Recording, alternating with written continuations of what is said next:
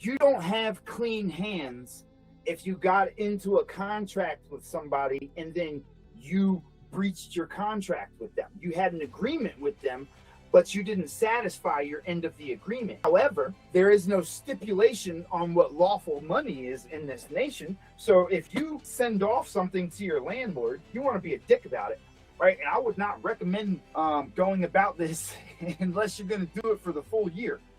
Okay, you got to do it for a full year's worth of rent if you're going to try something like this, okay? Because you'll win in court because they won't send it back to you. Like, they won't send it back to you. So you'll be able to take them to court and be like, hey, look, I gave them this and it said that it was worth this value. So how can I owe them a debt afterwards? He kept it. I said it was worth the value and he kept it. What is that? That's your tacit agreement. That's the same way that when they send you a summons to court, whether you respond or not, you're still liable to go to court because you didn't rescind the contract. You didn't reject it within the 3-day time window. And so you still have to show up for court. So whether you show up for court or not, they're going to move forward in one way, shape, or form. Yes, civil law is contract law, but there is a victim in a contract because if you don't satisfy your end of the contract, you're now in breach. Now, what you don't realize is you're in breach of a fiduciary duty because you're operating out of your Cesta QV trust no matter what, because that's tied to the birth certificate.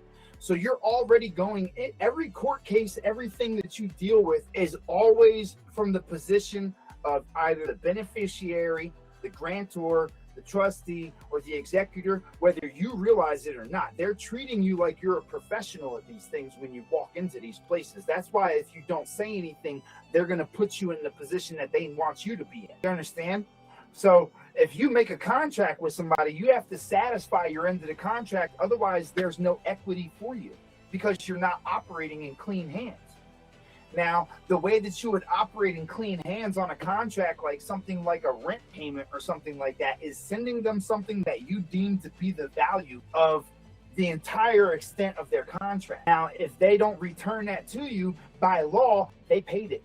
By law, you paid it. They have to zero out the contract. Now, I wouldn't do that if, you have a good landlord, but if you got one of these businesses that's pretending to be your landlord, if you got one of them fucking Jewish people as your fucking landlord and they don't come and fix stuff and stuff like that, that's when you fucking hit them with some shit like that.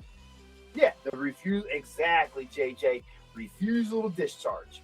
They have to discharge it by law. So if you get into a contract with somebody and you send them something that you deem to be the value of a whole year's worth of fucking rent, and they don't send that back to you, and then they come back and tell you that you owe them, then you take them to court. They're going to try to take you to court.